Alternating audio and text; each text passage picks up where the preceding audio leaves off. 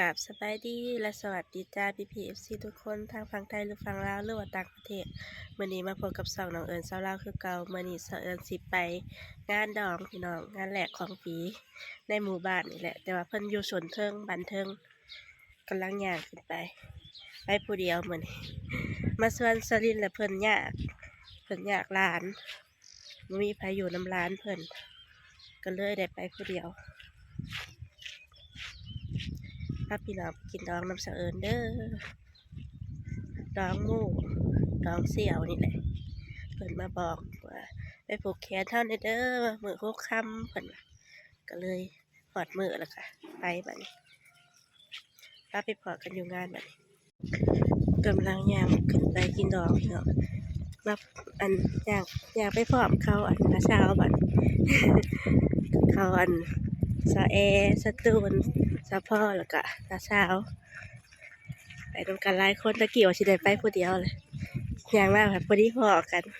เลยไปพร้อมกันนั่นแหละทางน้ำแหละ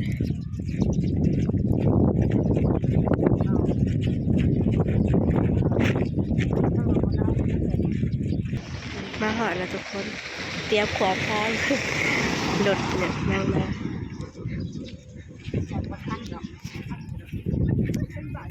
นี่แหละบรรยากาศงานดอกเนาะ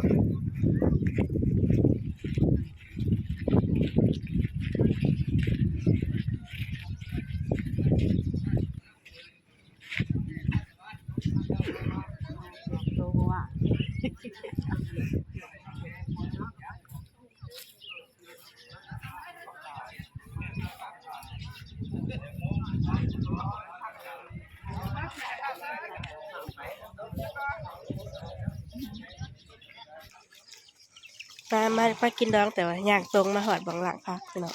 บ่ทันละกินข้าว เขาเบิ่งเขาเจ้าหลังพัก หลังพักสลัดกินหนึ่งข้าวอีกบ่แต่ว่างานแบบนี้เฮาต้องหนึ่งข้าวดุๆเนาะย่านบ่ทันคนก็มาหลาย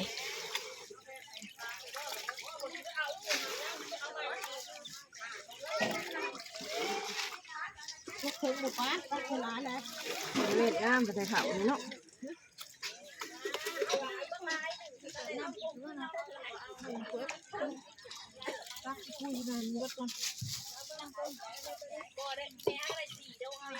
เดี๋ยวสิไปล้างผักก่อนเลยทุกคน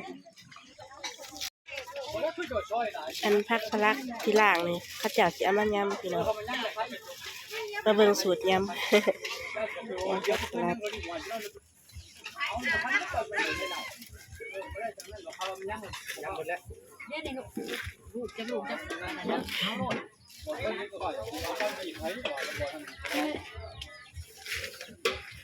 ฟาร์มผักใหญ่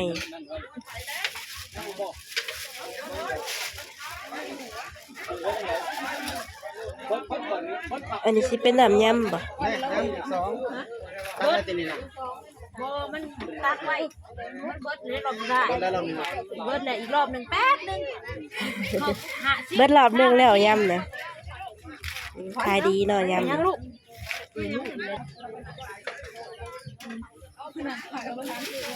แล้วก็สิมีหอมบัวแล้วก็หอมปอบน้ำผัดใส่ยำผักสลัดรวมมิตรมีแต่จองดีได้ป่ะนี่ว่าทำนะ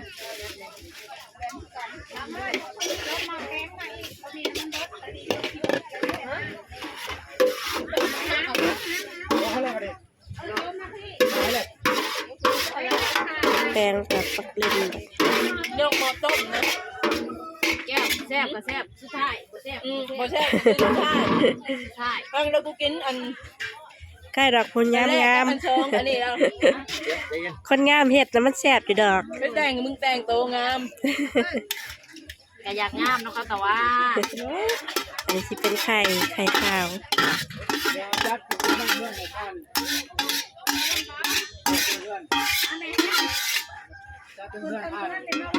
ยำสลัดอันนั้นแหละ ลูกกระชามใหญ่พุ่นละ ถ้าสู้ได้ขนาดอันนี้ลูกนี่กินมา จ้า เขาเจ้ากระพ้าเอาพี่น้องผู้ใดกามาถามหาแต่สลัด เมากูจะออกไปทางไหนแล้ว ถามหายำสลัดผู้ใดก็ได้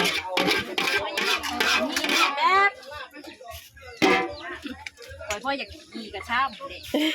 แค่มึงพ่อกินแป๊บในเห็ดเด้อถุงมาเด้อลืมแป๊บเด้อ คือกระซาปั๊บใหญ่คนยาก น้ำเด้อสิพ่อ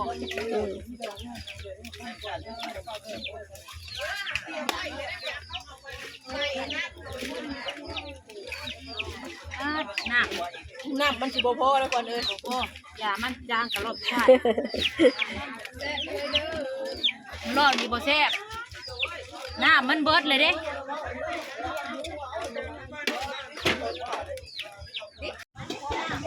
อันนี้สิเป็นต้มเนาะชอบบอกต้มเปื่อย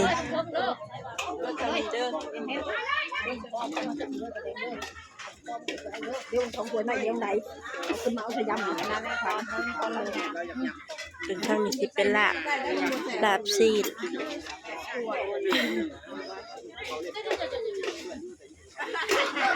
ปลาโซนเงินตัวสิประมาณนี้แหละเขาจะเอาไปกินแล้วดูดิ เด้อเด้อเด้อเด้อเนี่ยกินแต่เหล้าข้าวเราเด็ดกินแต่เหล้าข้าว คนกะลายอยู่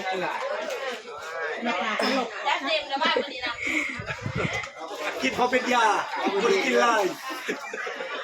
กินยำสลัดกับน้ำจิ้มข้าวถ่ายแล้วนะอีแมงเขาจะมาหอดป่ะกับตาคนตายอะไรอันนี้นะเบี้ย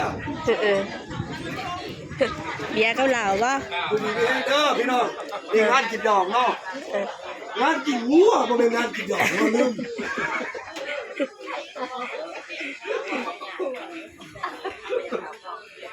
เอ้าทายเบี้ยเขาชกมาเด้อเบี้ยเขาชกมาเด้อทายเอาเด้ออย่าทายแต่ห้ามทายเอาไว้เลยถ้าพี่น้องกินข้าวงานดองพี่จันเขาก็มาหนักเป็นหมู่เพิ่นสลิดบ่ได้มาและมาหนักเป็นหมู่เพิ่น2 สาว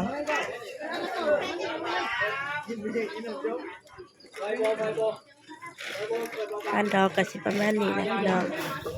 มีลาบซีดแล้วก็ต้มยำสลัดนี่ทุกคนอันนี้คือเจ้าสาวเด้อพี่น้องมันมีลูกหน่อยแล้วกำลังได้2 เดือนไป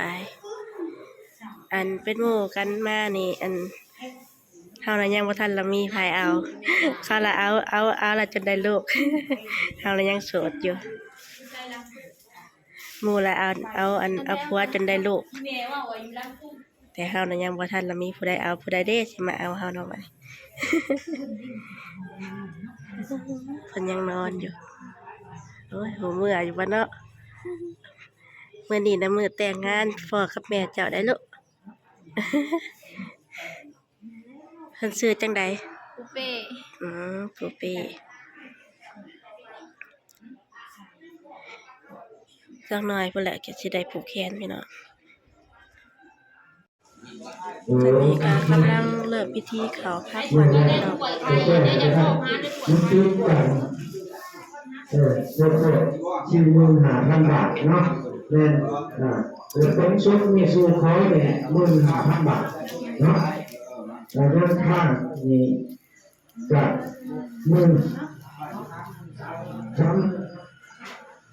ก็เป็นมือสูเขาและข้าง3,000 บาทเนาะมือด้วยชอบคือว่ามันจะให้ทักและขณะนั้นจะช่วย เพิ่นกำลังประกาศค่าดองครับมีมากินดองก็เมื่อเช้าโตกับเจ้าก็รับแล้วทั่วมื้อนี้ เป็นอยู่30,000 ดอก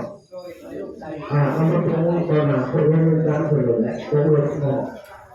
ด้วยให้ใช้แล้วที่นี่ก็เวลา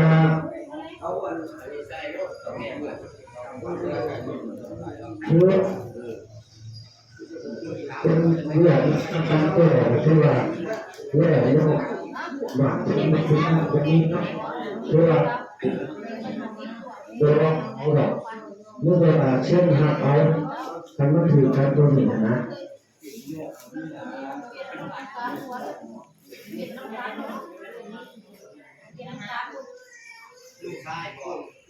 เพื่อให้ถูกต้องตามโอสัมกึมถวายพรมาดื้อมาดื้อมาเด้อ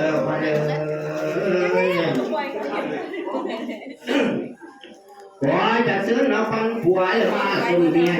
นี่นำถึงน้ำคำให้เจ้าได้เขาบนนอนหัวยิ่งมอนนี่เจ้าว่าพอให้จะตั้งก่อนทำแต่ความดีความสุขีมีเพียงพอหน่อยแดงคำคอยจงคอยสวัสดีอานุปันโนสุขังพาลังสาธุปิดไฟเคยใส่ขาตรงนี้แล้วตรงนี้เอาใกล้เราก็แห้งนี่เอาจนถึงปุ๊บไปเดียวเริ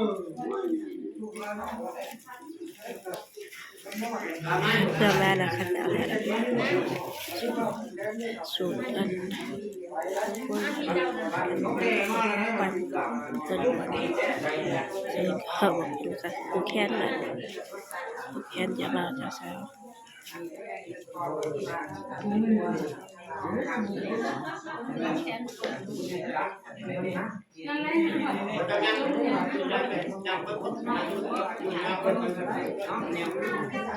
สามโค้งเลยค่ะ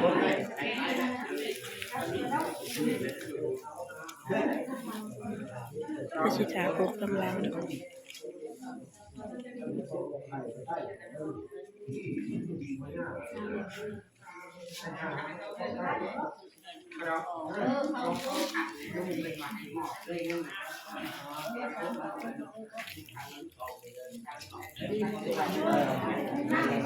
อาเงินใส่ในความเด็ดปุ๊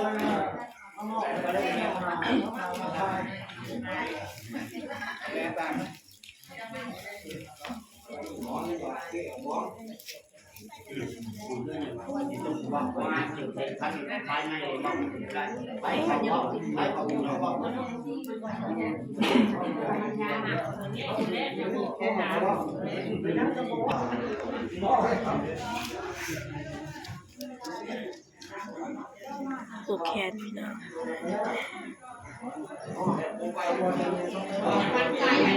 อาชีพผูกให้ลอยนะผูกจะตายจะเช้าเนี่ยแต่จะเสียวพอเสียวไม่ได้ผูก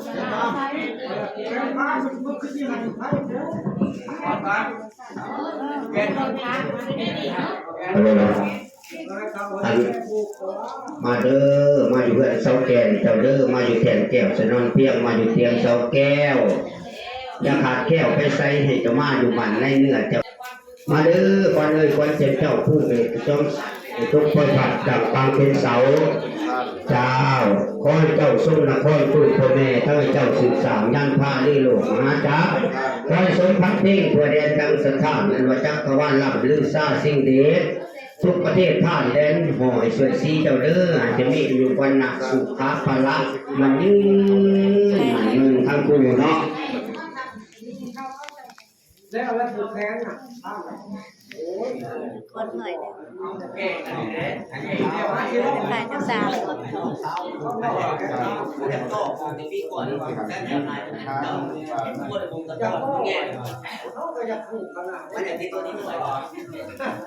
ผมชอบเข้าเอง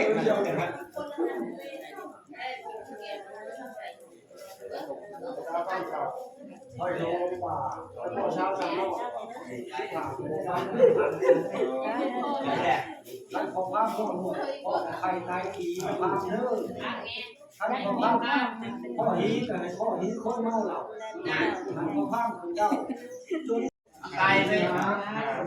ลงบ้านของพูดมาแม่อันจะเล่นหันเขาลุ่มแล้วเลยผมเคยเป็นน้องเจ้ากินได้ตาแม่มาหมดแล้วเขาไปตามกิน บ้านน้องที่เรียบง่าย ตามก้นตาม แกทั้งฝ่ายหญิงฝ่ายชายแล้วก็ในหมู่บ้านเนี่ยเพิ่นก็มากินแล้วเพิ่นก็มื้อแค่กันมิตรภายเจ้าบ่าวเจ้าสาวทั้งฝ่ายผู้เฒ่าแก่เจ้าบ่าวเจ้าสาว ยังบ่ทันอยู่ไปไหนจ้างคนแรงหลาย อันนี้ก็สิเป็นแม่เจ้าสาวเสื้อสีฟ้า เขาได้เรียนมาดีเขาเก็บไว้เก็บ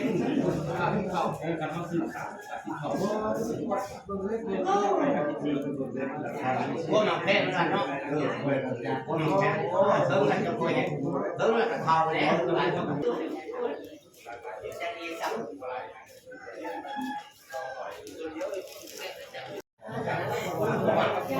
อยากสิถาไปถ่ายรูปกับเจ้าสาวเนาะกระโสดเด้อให้เรากระโสดมีแต่ผู้โสดผู้ใดสนใจมาเป็นเคยลาวมาเด้อเคยมาดาวดงไซมาเด้อผู้ใดสนใจติดต่อมาได้ข้าเจ้าย่อพระขวัญเข้าไปไหวแล้วพี่น้องเข้าไปไหวอยู่หอ จ้องเบิ่งแน่ข้าวนี่ผมมีแขกจีนเบิ่งมันประกอบมันตามมันพอแล้วเบิ่ง กำลังมาแต่งานดองทุกคนไปดองเสี่ยวเพิ่นมาบอกให้ไปอันผูกแขนกินดองเด้อมื้ออัน6ค่ำเนาะเพราะว่ามื้อนี้เป็นมื้อ6ค่ำมื้อฮอดงานแล้วก็ไปผูกแขนกินดองแบบว่าเสี่ยวเป็นหมู่กันอยู่บ้านเดียวกันนี่แหละแต่ว่าเพิ่นสิอยู่คุมเทิงหั่นเด้ทุกคนโดนๆได้พ้อกันเทื่อแต่ละคนบ้านเดียวกันแต่ว่าบ่ค่อยมีเวลาไปเล่นนำกันเนาะ โอเค ถ้าผู้ใดมักคลิปนี้ก็อย่าลืมฝากกดไลค์ กดแชร์ กดติดตาม แล้วกดกระดิ่งเพื่อแจ้งเตือนเนาะ แล้วก็เป็นกำลังใจให้น้องเอิญซาร่าในเด้อจ้า สำหรับมื้อนี้กลับสบายดีและสวัสดีจ้า บ๊ายบาย